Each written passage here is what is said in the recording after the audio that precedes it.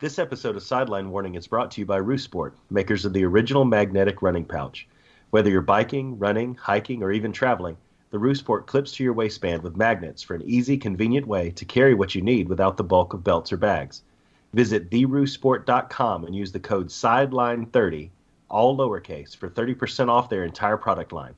Again, that's theroosport.com, promo code SIDELINE30. And now on with the show.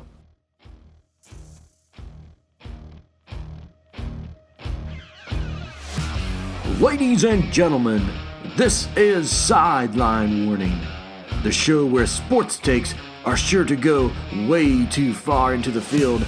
Here to recap this week's biggest and best sports stories are your hosts Dave Adams, Ben Foster, and Adam Russell.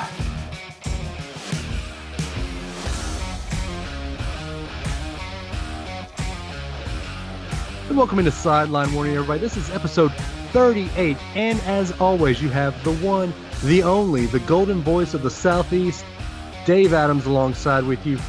And I am live and in color from Huntsville, Alabama. Like I said last week, more harvest, but we'll call it Huntsville anyway.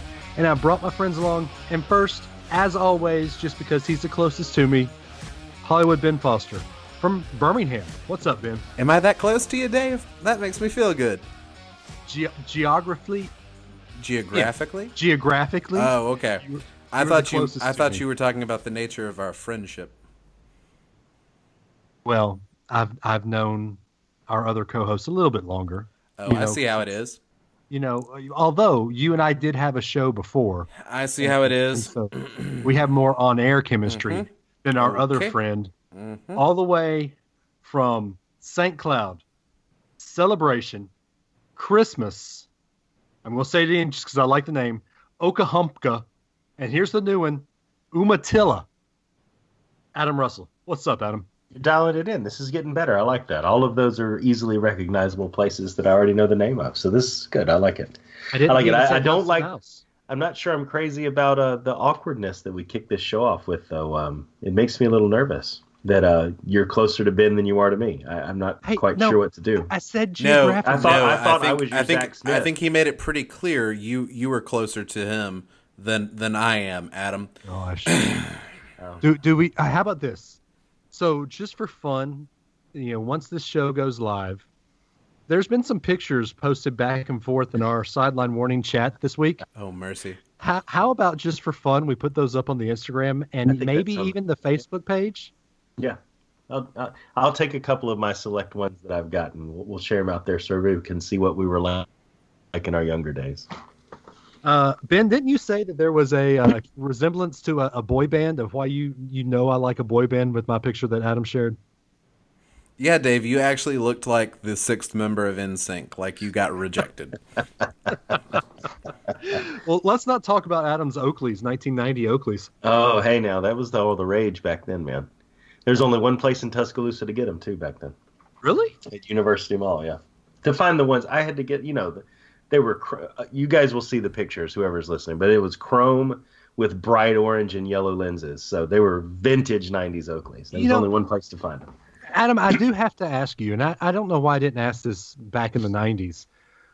You went to school at Alabama. Why in the world did you get anything with orange on it? We're still talking about them 17 years later, aren't we? Yes, but they're orange. Why did we get orange? Chrome Oakleys with orange lenses? Is that what you said? Yeah, that's exactly what he said. I was making fun of Dave for looking like he wanted to be in NSYNC, but it sounds like you wanted to be the lead singer of Smash Mouth or something. Well, I've always been an all-star. Ben, not all of us were wearing onesies in the 90s, so. Hey, sometimes I still wear a onesie. They're really comfortable. So Dave, while we're talking about ranking us in terms of your friends, that feels like a natural segue to bring this on track. We're ranking something else. What do you say?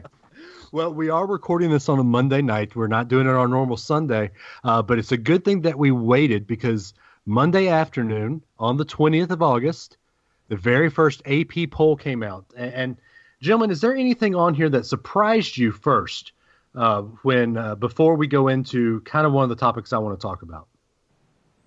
No, I would say it was not surprising at all. The only thing that was surprising was that there were no surprises. Adam, do you want to take the obvious, or do you want me to do it? Adam, not hearing See, I'm Adam. on mute. See, this is what happens. It's that connection problem we were having earlier when I was trying to say you were right about something. Oh, that was But on the air. I appreciate that. so I wouldn't say surprised. I think that I could make a strong case that some of the rankings are vastly overrated in some ways, but I don't know that I would say surprised. Are But you making reference to a certain team in your area? no, I think in reference to UCF, I don't think 21 is a bad place for them to start. I don't know that without the magical coach that they had, who brought all good things that could ever be and will ever be to UCF, I don't know that they'll stay there. But I'm not mad at anybody for ranking them there. But when I say that, I mean more like a Wisconsin, or Really? this is an even number year, so Auburn at number 9. Eh, you know, again, I'm not mad at anybody, but I just don't. I don't know. I feel like a few of them are just a little out of place from where they'll end up. Okay. Well, the surprise to me was LSU at 25. I don't think anybody in their right mind thinks that LSU will finish in the top 25.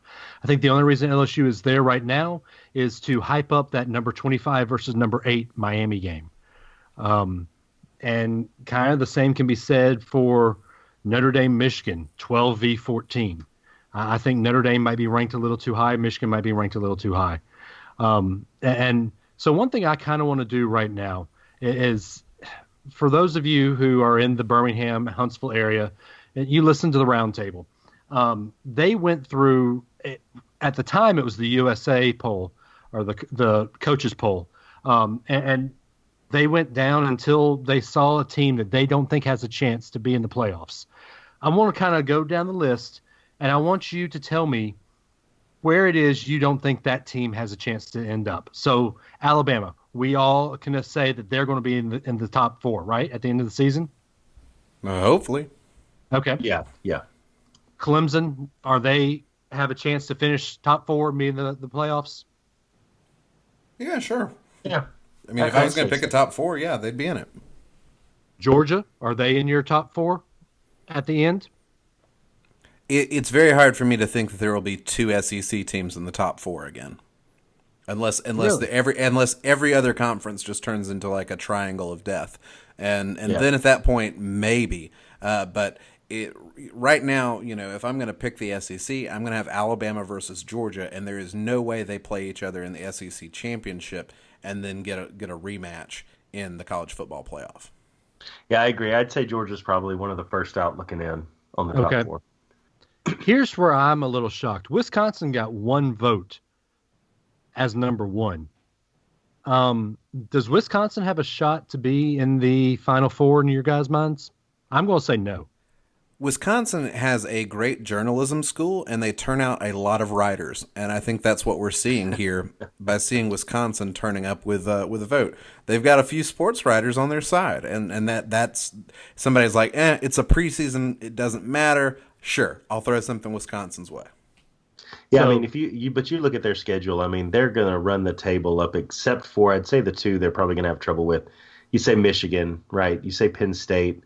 Those 2 will be tough games. Then you throw in the random Big Ten upset that happens. Let's say Iowa pulls it off, or Nebraska, Illinois, somebody like that. I think they're probably going to be a 2 or 3 loss team at the end of the year. I don't see them in the top 4. Yeah. Number 5, Ohio State. We'll talk about that in a little bit. Do you see them as a top 4 team ending the year? I don't know. Who's their head coach? Well, we'll talk about that. Number 6, Washington. Is Washington the Pac-12 representation in the Final Four?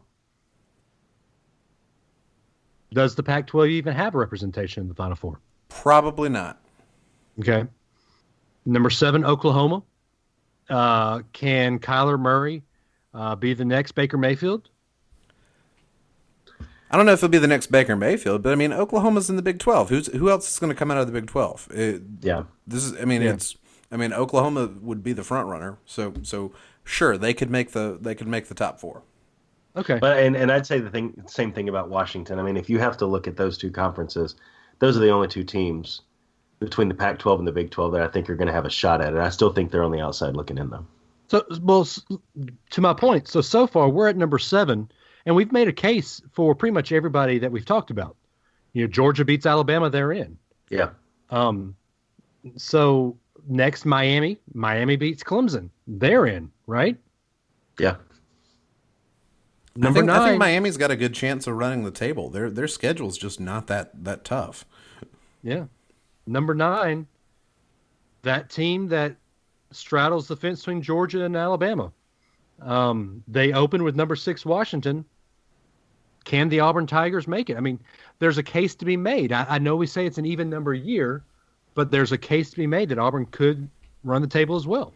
I mean, whoever wins the Iron Bowl is going to be in the SEC championship game, and whoever wins the SEC championship game is probably going to be in the top 4.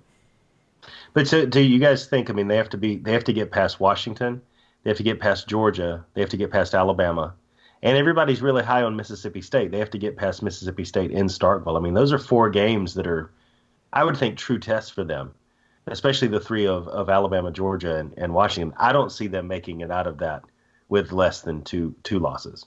So I don't think they're in the shot for the top 4 at all this year. See, I disagree. I really do think, and I'm going to call it right now, there will be 3 undefeated teams at the second game of November, second week of November. Alabama, Auburn, and Georgia. You might be looking at 1, 2, 3 in the SEC again. Well, so I can make a case for Auburn like I just did there. Penn State, we can make a case for Penn State, and they're at number 10. So everybody in the top 10, we can make a case to be in the top 4 at the end of the season. I think. Yeah, but you got to have a lot of things go your way. And that's true for any team. But you got to get some lucky breaks. You've got to have a somewhat favorable schedule stacked up for you. There's a lot of things you got to have that go your way all season long. You got to stay healthy. Alabama may not be in the mix just because they've got their thin at linebacker already. Again. Yeah. Well, we might talk about that in our next topic because according to Nick Saban, linebackers aren't just bleeped out. They don't just pooped out like the media thinks, according to Nick Saban. Was that what he said? Yes, he did. Is that a direct quote? Well, I can't say the word because I don't want to put the little E next to our name this week. Yeah, this is a family podcast. Okay. This is a family. My daughter listens to this podcast.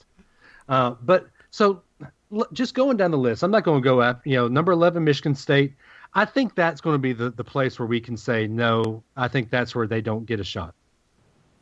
Because Michigan State is in the same side as Ohio State and Michigan, if I'm correct. And I don't think Michigan State has a shot to beat Michigan this year. You don't? No, I don't. I think Michigan State is better than Michigan. I will go ahead and say that now, 2 weeks before the season starts. Michigan State is better than Michigan. And if Urban Meyer is not coaching Ohio State, Michigan State is better than Ohio State. Well, once again, we'll talk about that here in a minute, too. Okay, Michigan State, Notre Dame. I mean, can they run the table? I don't think so. I think Notre Dame has to run the table to be in the playoffs. They're not even going to win their conference. Well, they don't even play in a conference. That's Yeah, that's the point. Stanford won't win the Pac-12, so I think we can cut it off at Stanford then. So there could be a possibility of 12 teams that have a shot. Cut it off at Stanford. You said Michigan's better than Michigan State. Right, but then y'all made a point for it. So you're coming over to our ways. All right. No, I'm just saying. You got a little Spartan spirit. I see what it is. Yeah. You got a little Spartan spirit. Are you saying we were right? No. So anyway, there is the top 24, top 25 is out. Recording Monday, we are, well, what are we, 12 days away from Alabama opening the season?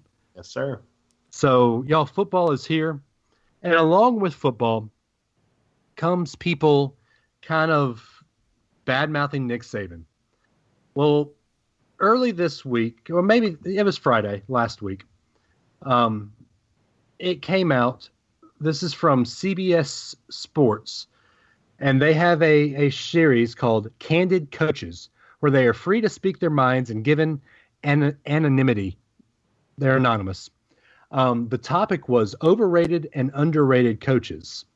And this anonymous coach said, about Nick Saban, if you had the number one recruiting class in the country every year, you'd win like Nick Saban. He shows up at every single game with a better roster than the teams he's playing.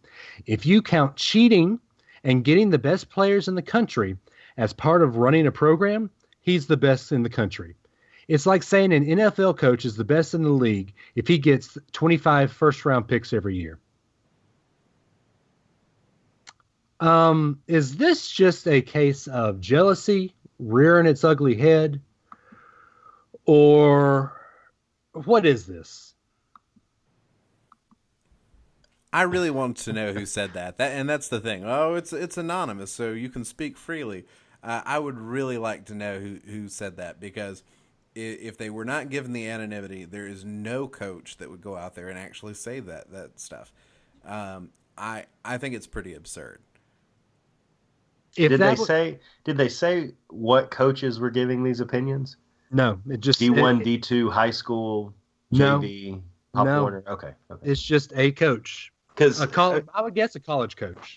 I mean, it's easy. It's just like you said. It's easy to hide behind that anonymity and say, "Oh yeah, he's cheating." I don't know based off the wording of it that he's actually calling out cheating. I think the point the coach is making is more along the lines of, because of his recruiting, it's tantamount to cheating. The way that he recruits and takes all the best players and has them all for himself. That's what it sounds like to me.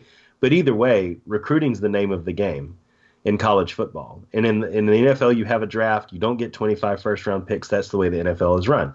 In college, you have recruiting, and if you get the most 4- and 5-star players because you invest in your facilities and you invest in good recruiting coaches, you reap the benefits of that. And if whoever this is, and this is why I ask if it's even a college coach, if whoever this is wants to change that, what are we going to impart some kind of socialist policy where everyone has to have the same amount of 4- and 5-star players across the board?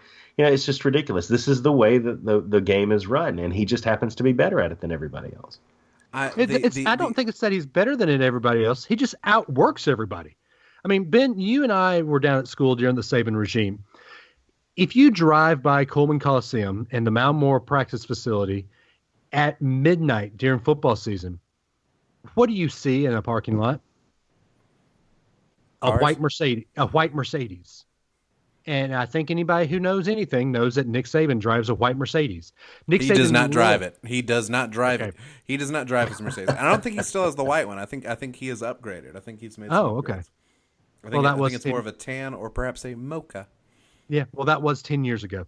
But the point I'm making is he lives at that football facility, and he expects everybody else to if you're on his staff.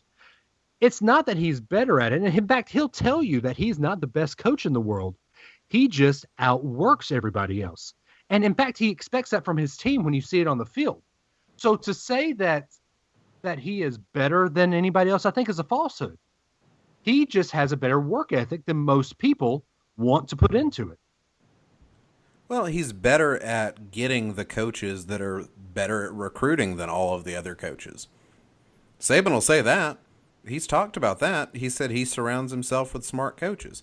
And that's what you'd hope any head coach would want to do, is surround themselves with smart coaches and guys that can recruit well. And part of why Saban is taking a chance on some of these younger guys that are going to be coaching on the coaching staff this year is because they are unbelievable recruiters. If you want to have the best team, go get the best recruiting coaches and get the best recruiting coaches that won't be faulty in terms of tactics and as far as getting the team ready. He goes and finds the best coaches. He recruits the best coaches, and it results in recruiting the best players. But, Alabama wasn't the best place to go when Saban was hired. That's true. He built it. And if you want to complain about Saban getting better recruits, go build your program. Go get them. They're out there. There's enough 5-stars to go around, because it's not like he has a monopoly on 5 stars. He's just getting more 5 stars than anybody else. He's getting more 4 stars than anybody else. But they're out there. Other teams are getting 5 stars. In fact, Kirby Smart is beating him at his game right now. And where did he learn it? From Nick Saban. This coach that wants to complain and wants to throw out silly metaphors of comparison to the NFL might do well to go ahead and get fired from his current job, whatever it is, and take a year to go be an offensive analyst for Nick Saban. They might learn how to run a football program and quit complaining. Do you think Saban would tolerate any of his coaches complaining and saying, "Oh, well, the other team got all these good recruits"? You know, if Georgia had won the national championship last year instead of Alabama, would Saban have let any coach go to a press conference and say, "Oh, I can't believe it. Georgia cheats. They just got better recruits than us. That's unreal." No. That's a competition too. The competition is not just on the field. The competition is to go get talent and put a talented team on the field so then they play and win those games. There is more than one competition going on. That's how this works, and that's how it's worked for over 100 years. Yep. Well, I think we can all agree that it's a ridiculous statement, and I think that when you see Danny Cannell actually backing Saban up and calling the statement blasphemous in a way, I think that's when you know that someone has said something that's entirely ridiculous. Well, I'm glad you brought up people backing up Saban, because I actually have a coworker of yours, Adam, pulled up here on a show that you dogged a couple weeks ago. I think it's I love Greeny. I just hate the show. Sorry. Well, Greeny Jr. actually said this. It might be Greeny. Yeah, it is Greeny. Yeah.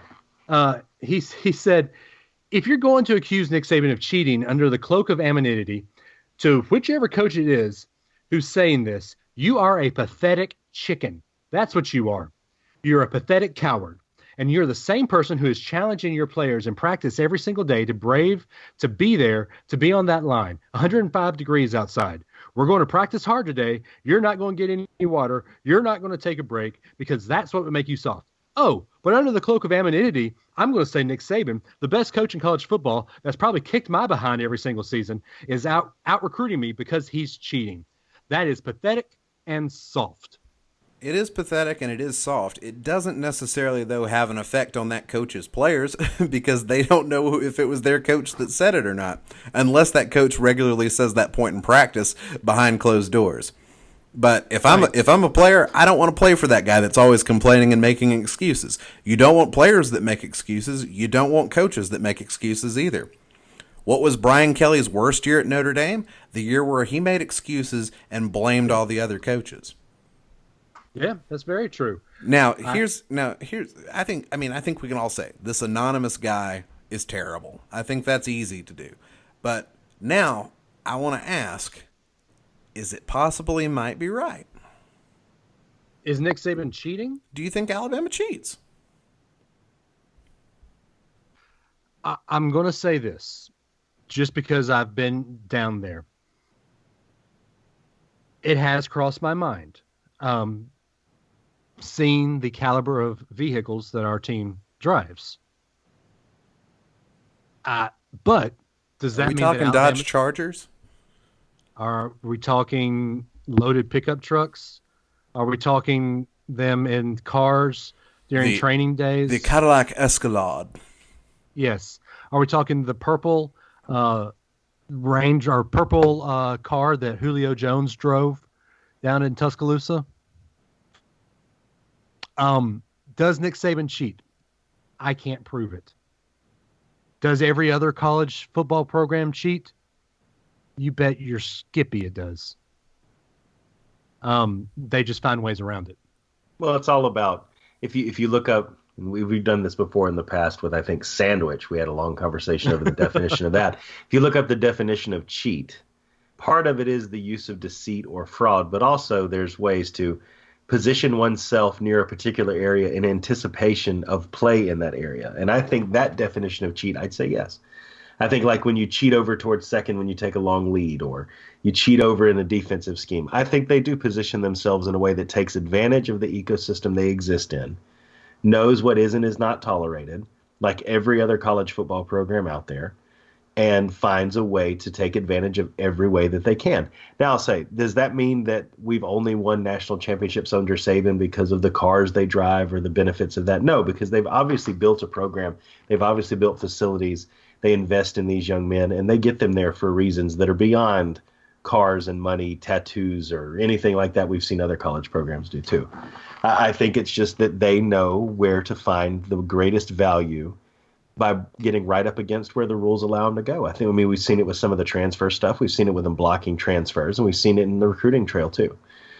So, yeah, I agree with you. I think that the thing that comes to my mind when you talk about that, knowing the rule and getting right up to it, is coaches on the sideline. You know, for years, Nick Saban had the biggest staff, and everybody complained about it. Well, then they made a point to make it an NCAA rule. What did Nick Saban do for practice?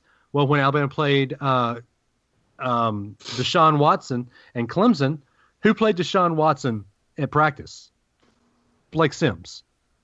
So a former player came back and emulated another current player who played. Which was a new rule that year, right? Where former players could come back because nobody knows the rules better than Saban. Right. Yep. But now, because of that, Nick Saban inched up to that line. Well, the NCAA kind of said, all right, yeah, you've got a former advantage, so we're not going to do that this year. So that they can't do that anymore. So if you go by the letter of the law, yes, Nick Saban cheats because he goes right up to that line. But he does everything. Not in that case, he's on the right side of the line. Yep. Right, Yep. but he does everything. I don't know. He knows how to manipulate the playbook and the rule book to his advantage. And other coaches could, but they don't take that advantage. And that's not cheating. He's staying within the lines on those kind of things. And I think there's a lot of people that say, "Oh man, I wished I'd thought of that. He was cheating." No, he just thought it through more. He's more thorough and he has better attention to detail. That's not cheating. Do I think that Alabama has a system of bagmen out there? I'm making a face. I'm not saying yes or no. I'm making a face though. Right. And there's some Bama fan that is like, no, everything Alabama does, somebody is going to listen to this and go, everything Alabama does is above board. There is no speck of cheating. And what I want to ask is, which would surprise you more 20 years from now? To find out that Alabama was cheating in how they brought in some recruits, or to find out that Alabama was definitively not cheating? Which would be more surprising? To me, or to the average fan? I'm asking to you, but I'm also asking to anybody that's listening. Which would be more surprising to find out 20 years from now, after the Saban era is long over and people are looking back on it and people start telling stories and talking about what happened? What would be more surprising? To find out that Alabama cheated in some ways to bring some recruits to campus, or to find out that Alabama definitively did not cheat in bringing recruits to campus? Easily to find out that everything was above board. That would be more surprising. And that is why I think it is more likely that Alabama cheats. And I'm not saying Alabama cheats, but I think if you polled most people, they would come out with that same answer, Dave.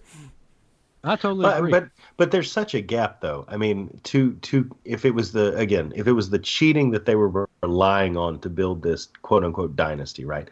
If that's what they were using as the main way to get ahead, like it sounds like this person's saying, to get that much of a gap, you would have to be cheating in some majorly significant ways, enough to where you would obviously be getting caught in some of this stuff. I think it's a lot of the hard work. I think that the cheating that might go on, anything that any college program does, Alabama, if they do it, they're doing it to round out their program, not to build a program. And I think that's where a lot of places get caught up. If Alabama's cheating, they're not doing any cheating that's unique. That's my thought. Yeah. Every school's got boosters. Every school's got bags. Every school's got men. They've got boosters and bag men. Every school's got them. And I think Alabama just does that better if they're doing that. I'm not saying they are. So here's the thing that makes me kind of lean towards the side of everything's above board.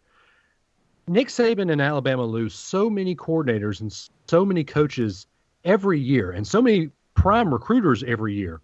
If something wasn't above board, and these recruiting coordinators and these recruiters and top recruiters go to other schools, wouldn't you think that somebody would have blown a whistle right about now? It may be right around the corner. We're looking at you, Jeremy Pruitt. That is what what would be the most Tennessee thing to have happen?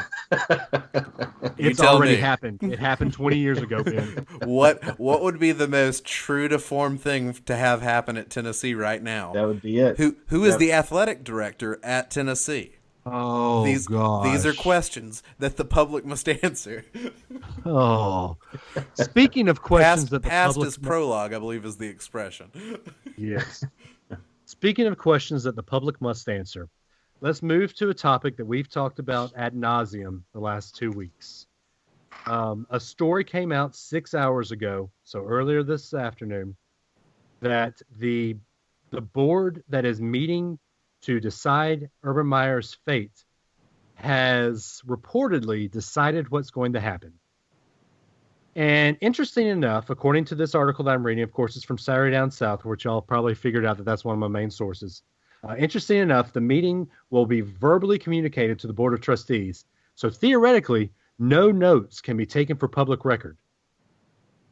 But according to Lucas Sullivan of the Columbus Dispatch, those connected to the investigation of Urban Meyer, connected to the Zach Smith's behavior, now believe that Urban Meyer's only punishment will be time served.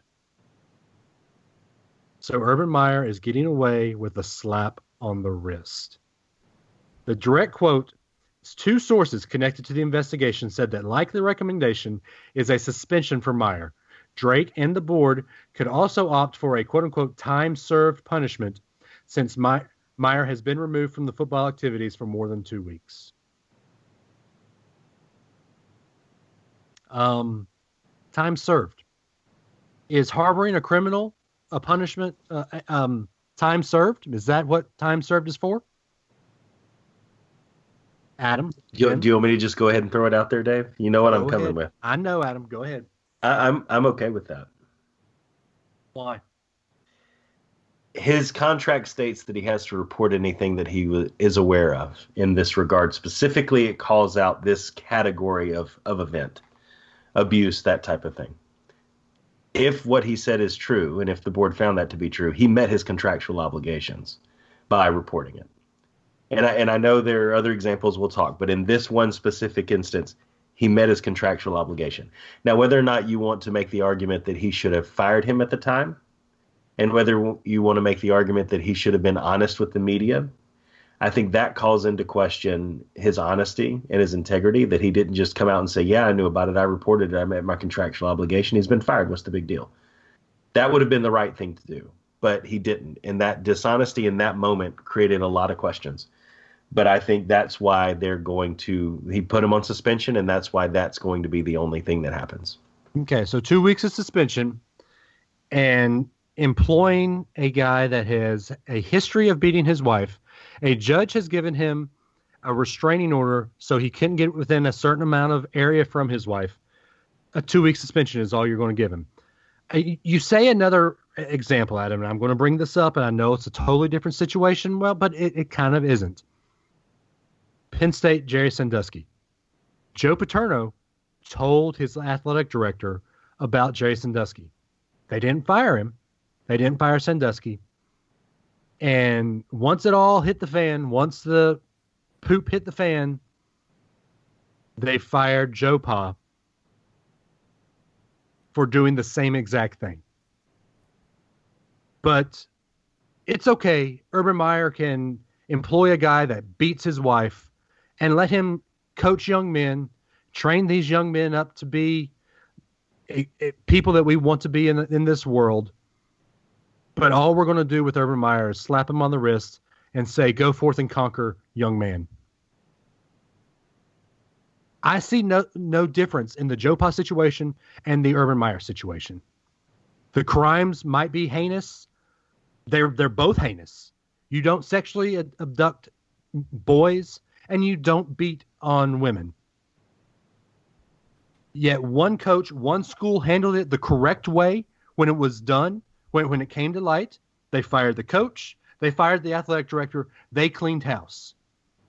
And one school is putting football over this woman's life and saying that Ohio State football means more than Courtney Smith's life.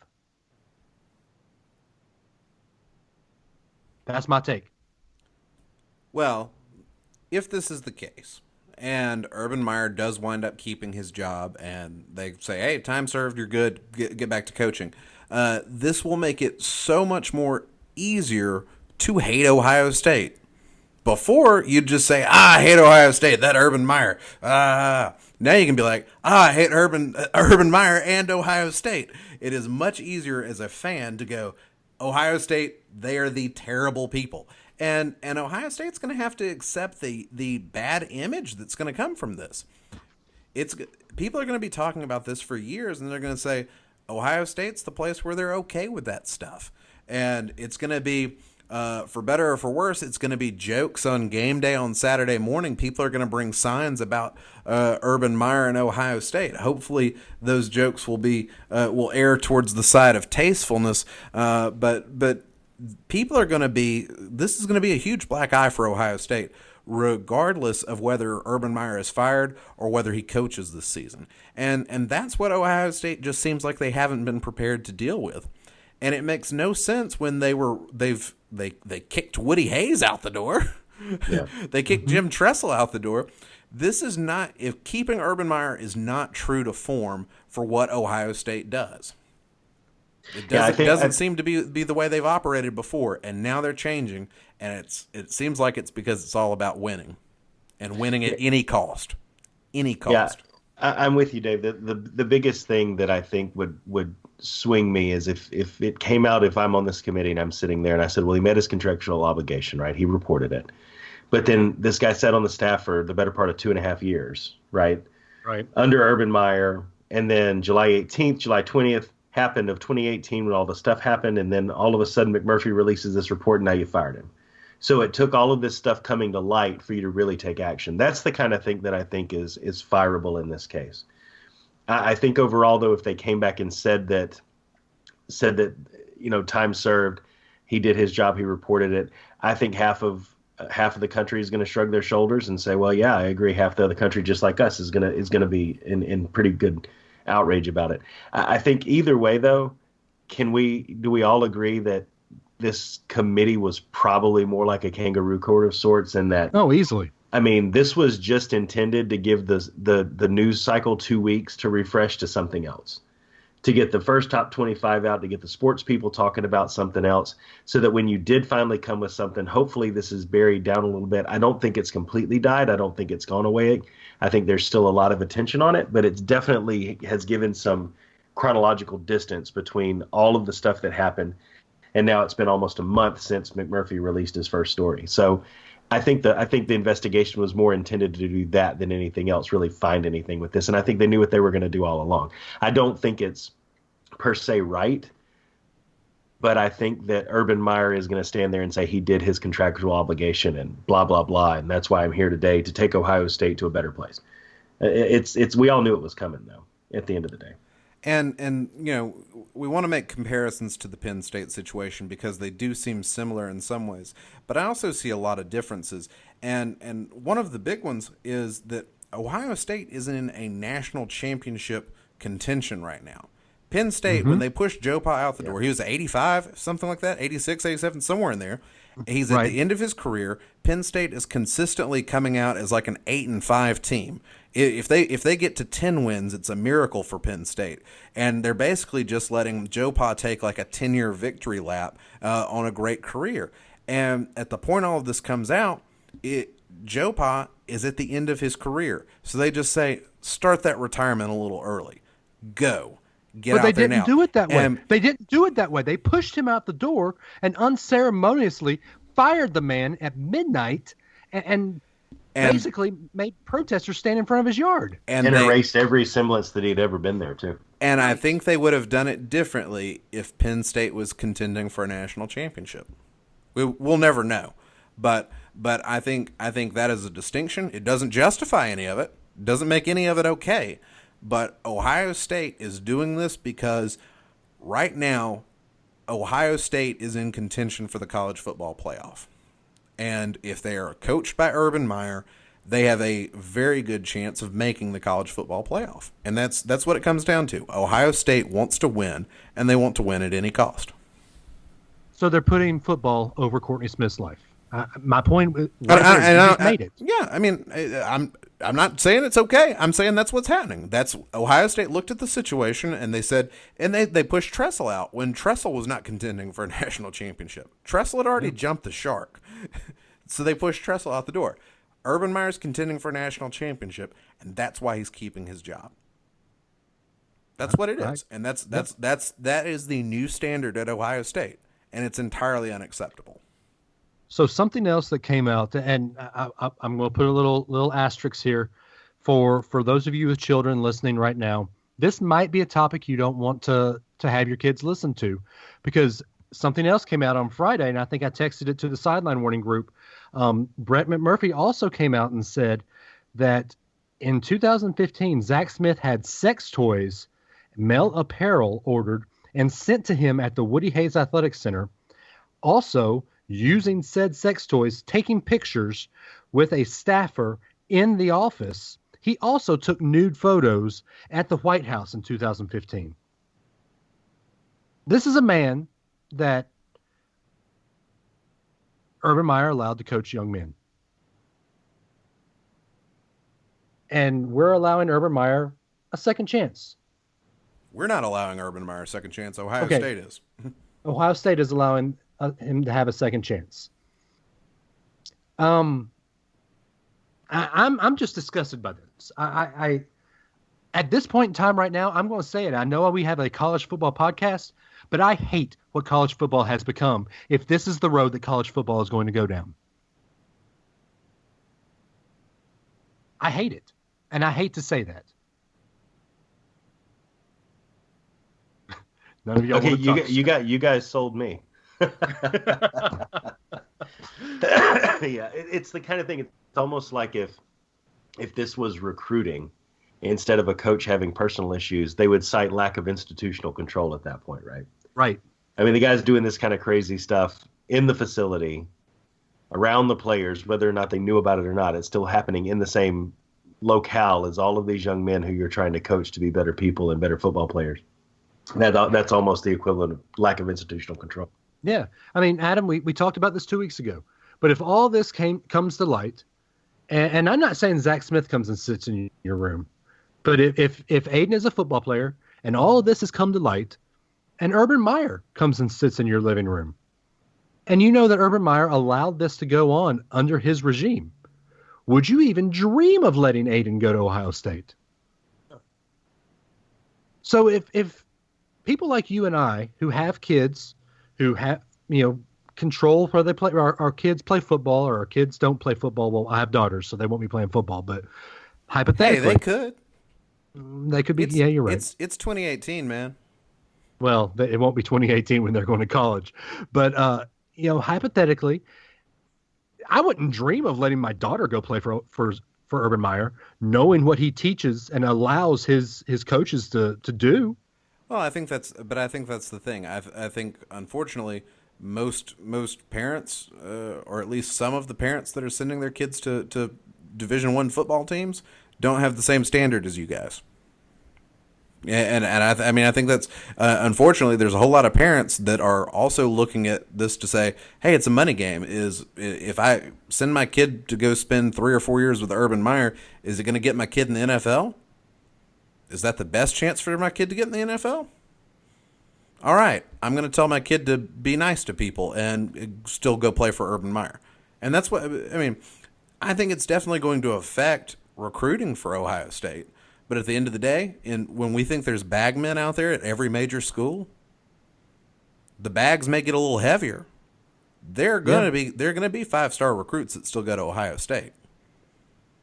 If the Ohio State administration is willing to look the other way, there's definitely going to be recruits that are willing to look the other way too. I'll tell you this: the negative recruiting is something that Ohio State needs to look at, because there will be a lot of negative recruiting going on against Ohio State right now. And I think it's going to be worse than the, oh, Nick Saban's old, he won't be there when your kid reaches to be a senior. So I think that, I don't know. I think that the recruiting prowess of Ohio State is gone. And I'm going to end this by saying, from this point forward, if Ohio State doesn't win a game this year, it'll make my year. And I'm going to say two words that I've never said before because I hate this team and I hate their coach. But for this year and this year only, go blue. Dave's the Michigan man. Yes, look at that. Michigan man this year. And I will wear blue and gold the couple hours before the Iron Bowl. And I'll tell you, Dave, I think that's going to be the saving grace. You talk about college football moving in this direction. College football is not moving in this direction. I think you'll see every fan base, for the most part, fall in that same line of what you're saying, that we're all going to root against him. For ever how long he chooses to coach, I think you would see that everybody feels that way, with the exception of the Buckeye fan base, and maybe even some of them. I don't think college football is moving in this direction. I think that Urban Meyer's lost his perspective, and I think Ohio State, if they do decide to keep him, has possibly lost theirs too. Well, I hope you're right, but the one thing I see is this is a pattern following Urban Meyer. There were some issues at Boise State. There was definitely some issues at Florida, and now we have this huge issue here in Ohio State. So it's not Boise State. I'm sorry. Where was he? Utah.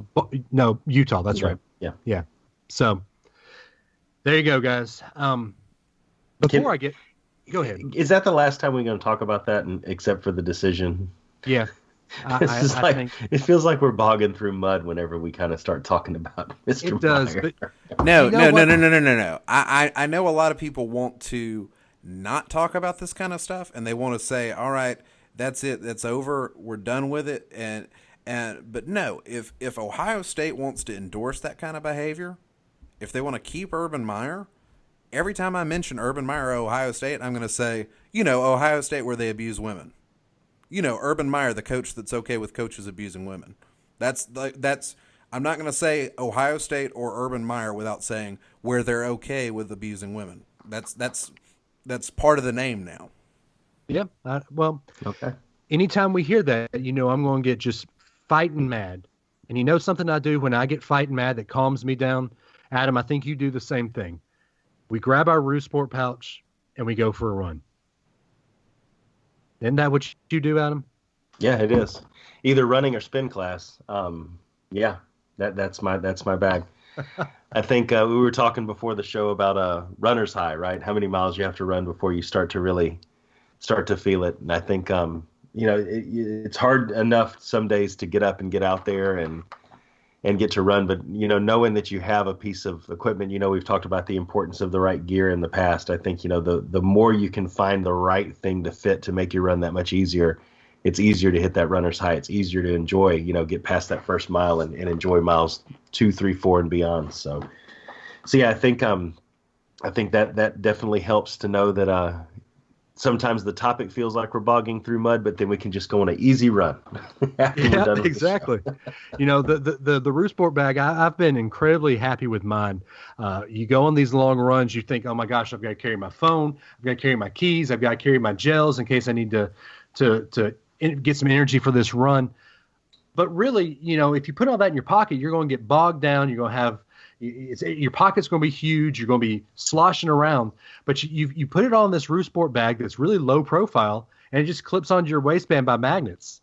And it really is the best thing that I've found for a run. You heard me say this when we first started talking about this product. When Adam had this at the Star Wars Dark Side Half down in April, I had no idea that he was even wearing this thing at first. But as soon as at the end of the race, he pulled his little pouch off and showed it to me. I had to go the next day and get me one. The people over at roosport.com, theroosport.com, can really thank Adam for bringing me into the fold. So, Adam, I appreciate it too. Adam, go ahead and tell them about the promo code and all the great deals that they can get just for listening to Sideline Warning. Yeah, sure. So we've got an exclusive promo code just for Sideline Warning listeners now at theroosport.com. And it's Sideline 30, all lowercase, Sideline 30. So if you put that code in at checkout, it's going to give you 30% off your purchase, and it's eligible for the entire product line out there, any size, any color. whether it's the original or 2.0 or the plus size to hold the larger phones. Anything out there on their website that you want, use Sideline 30 at theroosport.com to get 30% off. And that's good at least for the next few weeks. And then we'll see if we get another code from there. Yeah, and that's something that they don't normally do. I mean, they do run some specials, but they really want to let you guys know that they really appreciate all the listeners that have gone and looked at their site. They just want to say, hey, we want to give Sideline Warning listeners a little something to really boost some listens, I guess. I mean, they really don't do this a lot. So we want to thank the people over at the Roo Sport definitely. For giving this to our listeners. Ben, have you used your Roo Sport yet? Yeah, I picked mine up a few weeks ago, and it has been pretty cool. I have an oversized phone, and when you have an oversized phone, it doesn't fit in your pockets very easily. I even it will fall out of my pants pockets sometimes, and that is so frustrating.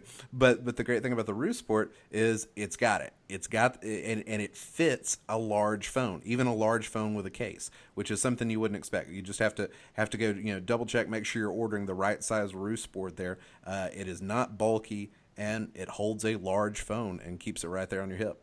Pretty cool. Yeah. They've even got cool colors. I've got a black and red one. Y'all can say that I'm a Georgia apologist if you want by me getting the black and red. But I had to get some red in there for my Alabama stuff. Adam, you've got the lime green one, I think. Yeah. I tend to go with the brighter colors when I run. So yeah. Yeah. And I think Ben probably got the red one too, right? I got the primary black with a little bit of red on it. So because black goes with everything. Yeah, you're the Georgia apologist too. But there you go, guys. theroosport.com. Use the promo code Sideline30, all lowercase there for Sideline, and go ahead and get you a Roo Sport pouch, and you'll love it as much as we do. But back to some sports talk. This might be a little late, but we haven't recorded since this heinous event happened. Early last week, Ronald Acuña was on a tear.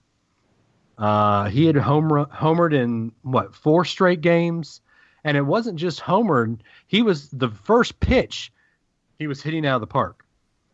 Well, Wednesday, it was the Braves versus the Marlins, and Marlins righty Jose Ureña, I believe he's a rookie. He's a fireballer. He threw the fastest pitch he has thrown for the first pitch all season, right at Acuña's elbow, 97.5 miles an hour. At the end of the game, Don Mattingly said he did not instruct Ureña to throw at Acuña, and that Ureña was acting on his own accord. First off, do you believe Don Mattingly?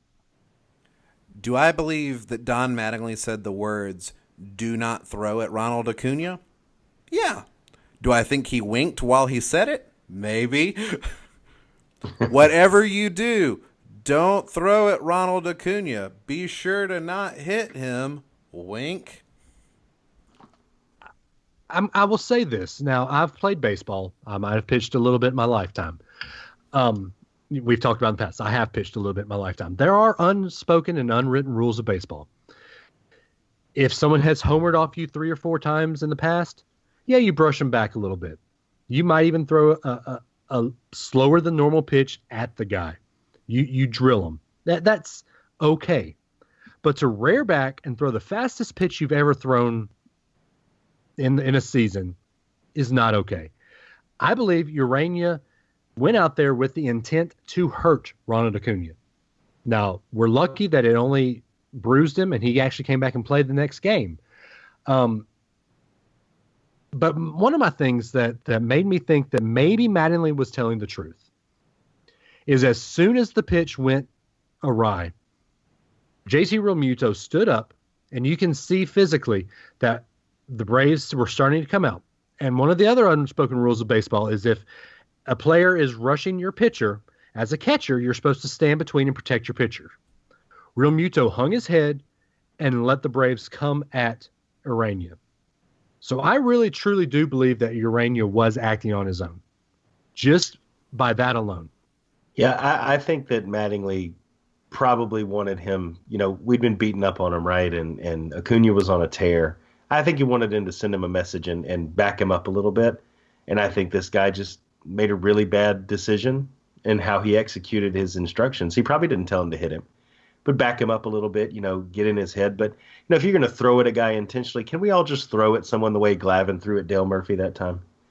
Just kind of, lob it on in there and let him know it's coming. You all know it's coming. Here it comes. Right. Because I got to tell you, I didn't really realize this was a thing, and this doesn't speak well to me as a sports fan, but until I read Chipper Jones's book, I didn't even know this was a thing, that like you went out with the intention to send a message like this.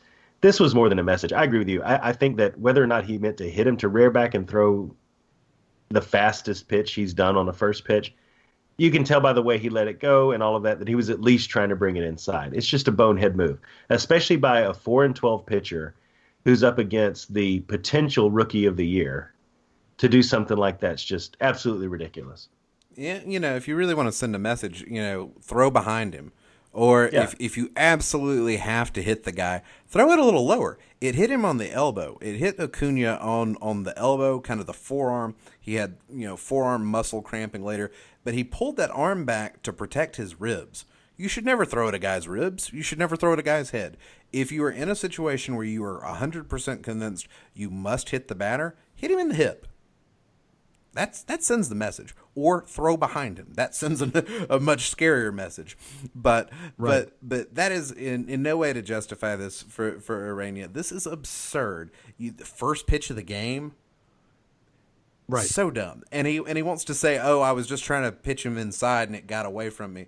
That's not what his body language says. Go back and watch the video. Acuña immediately like bulks up. He squares up with Acuña, and Acuña's not even looking at him. Acuña's like trying to check his helmet and check his arm, and Acuña is right there like squared up and flexing his arms. He's ready for a fight, and the pitch didn't get away from him.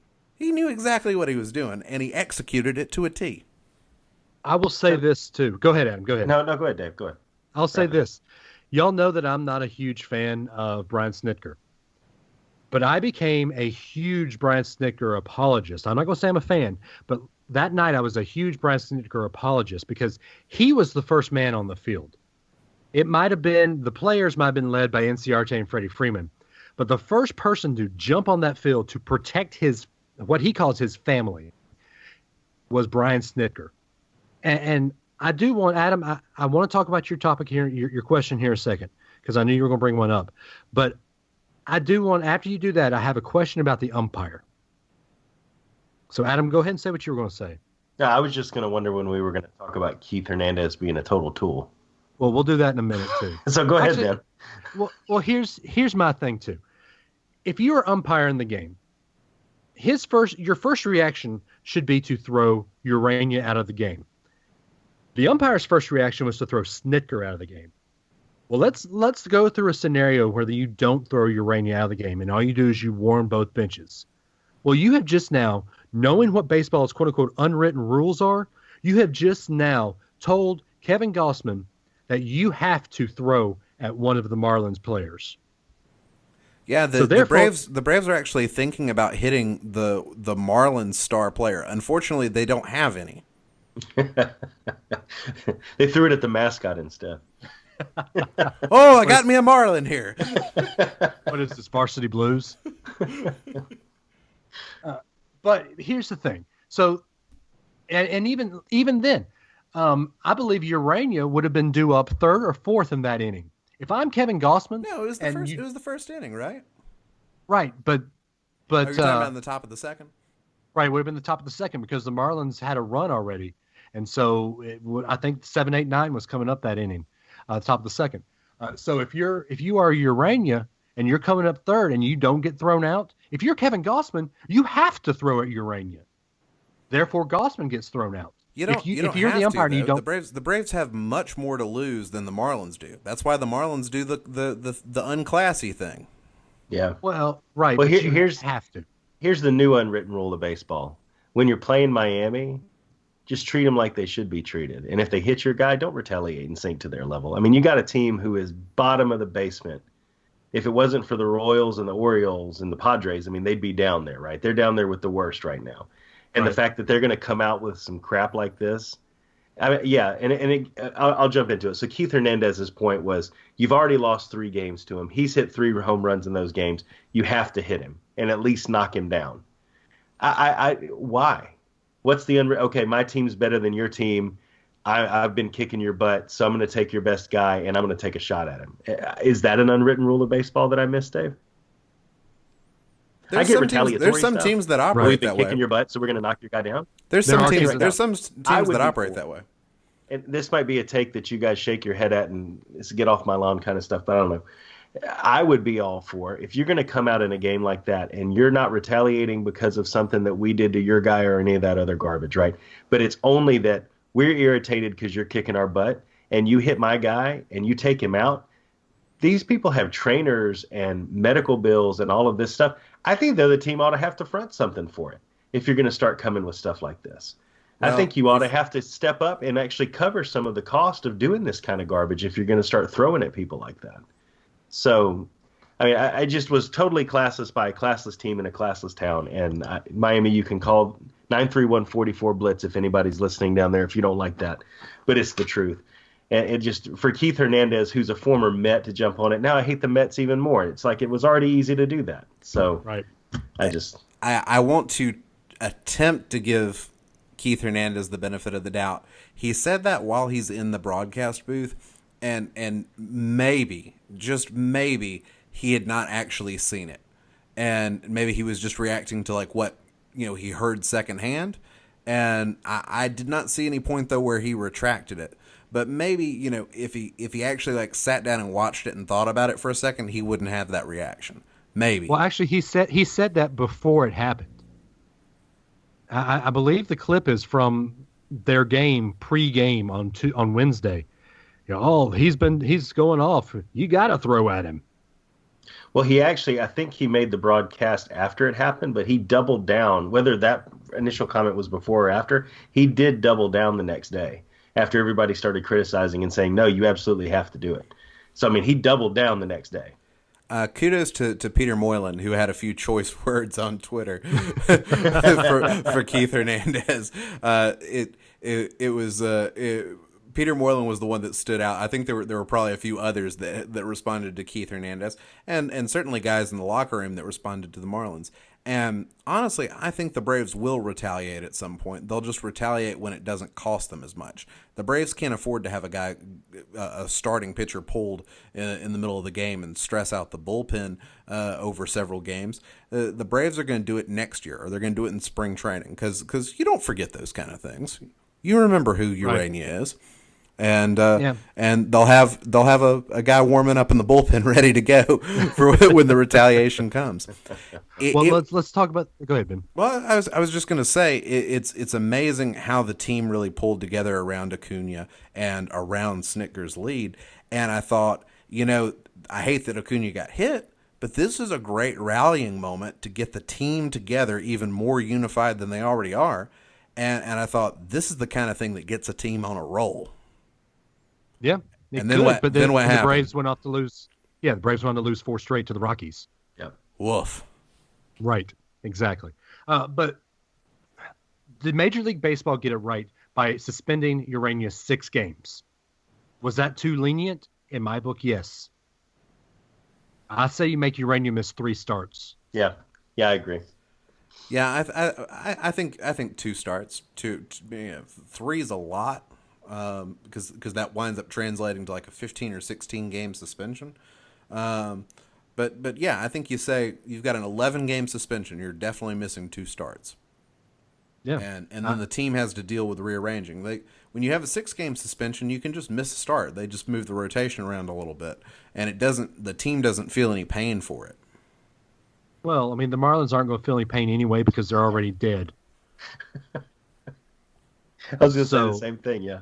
I mean, really, it's all a moot point, but it's just asinine that we have to talk about this. And I think one thing that we need to talk about that I think Major League Baseball needs to do, and I hate saying this because as we've talked about in weeks past, I'm a baseball purist. I think that baseball needs to be played the way that that baseball has been played in the years past. But maybe Major League Baseball needs to do something to get rid of these quote unquote unwritten rules.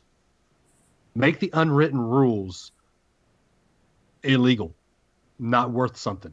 It's where if you do anything like this, there will be more than just a fine or more than just a 5-game suspension. Make one of these unwritten rules truly not something that's around anymore. Well, especially one that can put safety at risk. Right. I mean, there's some of these that, okay, fine, right? It doesn't hurt anybody. It's just tradition. It's the way it's always been. This one put a young man's career at risk. Yeah, it could have hurt his career. And again, I think there ought to be something that has to happen. I mean, these players are capital. These players are capital investments that these teams are making for revenue generation in the long run. And if you take someone like Acuña and you shatter his elbow with a fastball, there ought to be some reparations for that. You ought to have to cover that in it. And it takes a team like the Marlins, who's already small-ish market baseball, and you financially impact them in a very significant way for a year or two, and no one's going to want to have this happen at that point. But if, I threw it, I shattered his elbow, they're moving on to the next town, I move on to the next series, there's no impact to me other than I lose one player for one start. There needs to be more than that. Well, there needs to be something that can hit them harder. And we say this because we're so convinced that Urania did this intentionally. But in other cases, it's not always clear. Sometimes it does just get away from a guy. And you don't want to, have a team have to give compensation just on a freak accident. Some of that stuff happens, and some of that's baseball. And I'm okay with the unwritten rules, but I just think you don't throw at a guy's head, you don't throw at a guy's ribs. If you want to plunk somebody, hit him in the butt, hit him right on the hip. He'll feel it tomorrow. You've made your point. Everybody saw it. Keep moving. I'm fine with the unwritten rules, and I'm okay, trading an eye for an eye and doing a plunk for a plunk. But just don't hit a guy on the elbow, and don't hit a guy in the head. Don't hit a guy in the ribs. I can agree with that. Put him. You can hit him in the back. I'm okay with that. I don't want to damage any kidneys, but I'm okay hitting a guy in the back. It's baseball. People are going to make hard slides with their spikes up. They're gonna tackle the catcher when they're trying to slide to home plate. That stuff makes baseball baseball. You can't do that anymore. They've made that illegal. I know, but that's what makes baseball baseball. And we're taking too much to protect the players when at some point you got to say you're assuming risk. It's a dangerous game. There's danger. Yeah. There are 6-ounce balls being hurled at 95 miles per hour. You're always taking a risk whenever you step on that field. All right. Well, there you go. There's our baseball talk. Before we get heated again, we're going to stop the conversation. Adam, before we do our sideline warnings, you mentioned it a few minutes ago. How can people get a hold of Sideline Warning? They can give us a call at 931-44-BLITZ and leave a voicemail that with a question, a hot take, something you've been thinking about, something you want us to talk about. We'll play it on the air, on the show, and we'll actually talk about it. I think, a few weeks ago, 2-3 weeks ago, we actually had a whole segment of the show that was nothing but calls. So, we listen to every one of them. We respond to every one of them. So give it a call, 931-44-BLITZ. All right. Well, there you go. You have a way to get a hold of the show. If you are a city and you want to represent your city and take offense to something that was said, anybody from the city of Miami want to represent their city and call in and take offense to what Adam said? I believe he referred to it as a low-life town or something like that. Give him a call, and we'll respond in kind. But now it's time for our sideline warning, something we are going to rant about for this week. Ben, hit him with your sideline warning. We've been short on rants this week, so we'd better get them in while we can. I simply, for my sideline warning, have to give a shout out to Cam Sims. He is trying to make the Washington Redskins roster, and he had a spectacular night the other evening playing for the Redskins in one of these preseason games. He had a ton of catches, and he actually said something to the effect of, "I've probably gotten more balls to catch here in one night than I got in 4 years at Alabama." Cam Sims did not always get the most playing time at UA, and some folks wanted to ask him about that after the game. Do you think Saban made a mistake? You're playing so well here with these NFL talents, did Saban make a mistake not giving you more time? And Cam Sims responded with a very classy response that I don't think most people would have made. And he said, no, Saban doesn't make mistakes. Essentially saying that if he wasn't playing, there was a good reason for it, and there were some other talented guys. And those other talented guys are also in the NFL. And Cam Sims said, look, I got to go to the college football playoff 4 years in a row. I don't think Saban's making mistakes. I've got 2 rings to show for it. Saban is not making mistakes. So doesn't get to be much more of a definitive answer than that, and a very classy, very clever response from Cam Sims. So I like that, and I think that's a pretty sharp response. So I hope you make the Redskins, Cam Sims. I'm looking forward to seeing you in the NFL. I kind of agree because I just had my first of NFL fantasy football draft, and with my final pick, I picked up Cam Sims. So I hope that Cam Sims does have a good season. Hey, and while we're on the subject of fantasy football stuff, we do have a college football, fantasy football league, and we need some more teams. We're drafting soon. I think it's sometime this week. We need to hammer down a time because every time I pick, Ben has a draft, and so we need to decide when the pick will be. But we'll let you know on the Facebook group. Yeah, well, we will post it on social media. Yeah, so we need some more teams to join in that fantasy Facebook group. So go ahead and do that. But Adam, go ahead and hit us over your sideline warning. Yeah, mine will be pretty quick too. It's a get off my lawn moment, like we tend to have during the sideline warnings. I didn't realize until I saw it briefly earlier this week that Little League Baseball now has replay, because this is a big enough deal where we actually have to review things as small as a tag and things like that, because this has a huge impact now with all the exposure that it gets. I want to caution my generation, Dave's generation. Kind of Ben, I think, Ben, we might be on the cusp of being the same generation. I'm not sure. Ben's a millennial. Oh, no.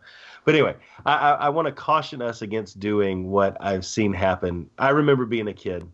Baseball cards were purely a kid thing. They had nasty bubble gum in them that you chewed anyway. And it was just about finding that one player that you really liked.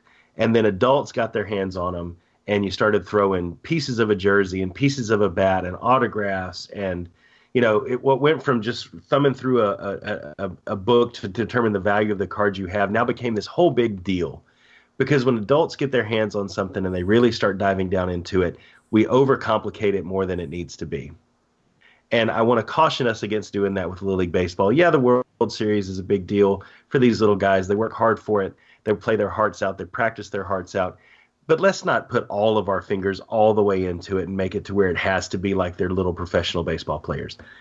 95% of those kids will move on to other careers. They'll move on to other things. Let's just let them go out there and have fun without having to make it like it's a Major League Baseball game just on a smaller scale.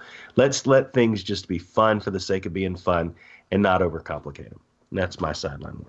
Adam, did you say that they're little guys? I did. Have you seen the size of some of those little leaguers? This is what I'm talking about, man. You're watching the games, and the way they train these kids now, the field looks small with the way they hit the ball and throw the ball now. My favorite it's almost like they're oversized. It's insane. My favorite is Big Al, the kid who hits dingers. Nobody trained that kid. Big Al got big on his own. That's that biscuits and gravy right there. Yeah, I love Big Al. I love Big Al too, but it's not the same Big Al. Hey. All right, guys. Well, I'm going to finish it up. Kind of a segue. We were talking about Big Al. So last week we talked about Louisville giving Alabama bulletin board material. Well, at the end of last week, at the University of Louisville football kickoff luncheon, Friday, August 17th, they get up there, rah, rah, rah, Louisville, Louisville, Louisville. Somebody asked Bobby Petrino to speak. So Bobby Petrino gets up there and talks about Alabama, and then open up the season with Alabama. Here's a quote. They're a very good football team. They've got a great tradition. We're excited to play them. It's a great challenge, and we know that. But I'm going to tell you this. If we can get where we have every single guy on our team every single coach on our team to believe like I believe, because I believe we're going to beat them. So I need everybody else to believe that, and we will go and beat them. So the bulletin board material is not coming from a Louisville wide receiver now. The bulletin board material is coming from that motorcycle riding, affair having, neck brace wearing coach named Bobby Petrino. Bobby Petrino, I want to remind you of one thing. You're not in the SEC anymore. You're not playing SEC ball. You're playing lower tier ACC ball. You don't have Lamar Jackson as your quarterback anymore. So I warn you, when Ben, Adam, and I get together in 14 days to record our podcast after the Alabama-Louisville game, I believe we're going to start it off as a eulogy. Because after your wide receiver gave you bulletin board material, I thought that, Nick Saban's going to be fired up. But now you and your athletic director are giving out bulletin board material. Your athletic director came on and said, we've got a way to go offensively. We got to go tougher. Right offensively, we got to go tougher. We're going to miss Lamar for sure. But I'm telling you, you're going to see some great things. And there's a whole concept of Speed City is real. I've got to witness it firsthand, so you're going to enjoy it. Guys, Alabama's going to kill you. Alabama's going to put up, Ben said 50. Alabama's going to put up 60. This is going to be fun. You always got to one-up me, Dave. We're going to be recording. We're going to go ahead and say it. Adam and I are going to be recording this at Disney World. If Alabama wins, we're going to start it the only way we can. Adam, make that quote. I'm not going to make it now. I'm going to save it so that it's a surprise, but it will have something to do with a certain attraction at the Magic Kingdom. That's all I'm going to say. I want to save it. So, because Dave, I'm still nervous that we need a game day tradition for you. Yeah, so we have to figure that out. Okay. This not being in sync is killing me. So maybe your experience looking like in sync will help us. There you go. All right. There's our sideline warnings. We're going to kill Louisville, Adam's old man, and Ben wants to say thank you to Cam Sim.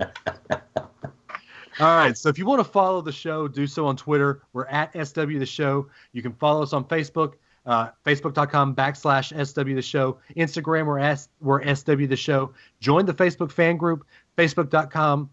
You search for us. It's Sideline Morning Facebook fan group. If you want to follow the co-hosts on Twitter, I am at DAdams419. Ben is at the Ben Foster.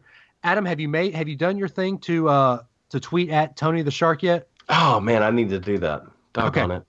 So Adam is going to follow through on his promise of last week. He hasn't done that yet, but he is at Run Tide Run. We love you guys. Be ready for football season. It's coming. By the time you hear our voices, it'll be 10 days away. Guys, as always, we love you.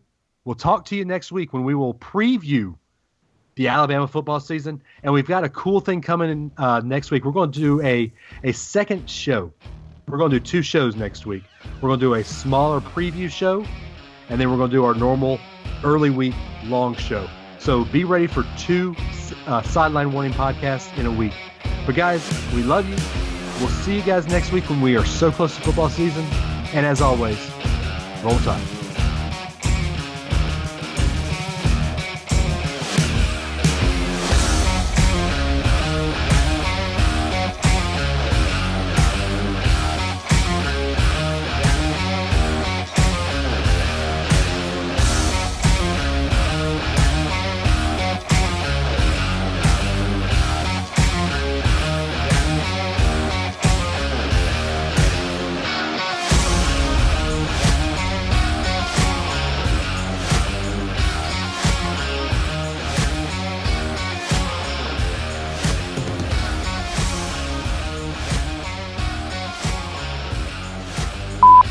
Recording now? Yes. Okay. Yes. Fantastic. Is it Umatilla or Umatilla? Umatilla. Umatilla. Okay. It's like an Say it armadillo. like it was in Alabama. Okay. Umatilla. Okay. Umatilla. Okay. Is that like waltzing Umatilla? Yes. Or Umatilla Thurman? Yep, that's it. Something I can't wait for is for the Braves to have this Zed concert, so that way they'll quit running ads for it.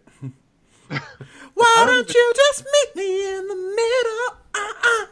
I will say the outtake that you threatened me with last week, I was very happy you did not put it on. Which one was that? You're recording. I'm not going to talk about it. Almost. He sets a trap. He sets a trap. I promise I will not put it in. Which one was it, Dave? Ben, I've known you for 12 years now. I was not born yesterday. That's the truth. Shut up, old man. Hey, get off my lawn, you little whippersnapper. Oh, man. Really wished I'd been recording that. I was just going to be like, and then there's some other information that came out about Zach Smith. He seems like a pretty weird guy.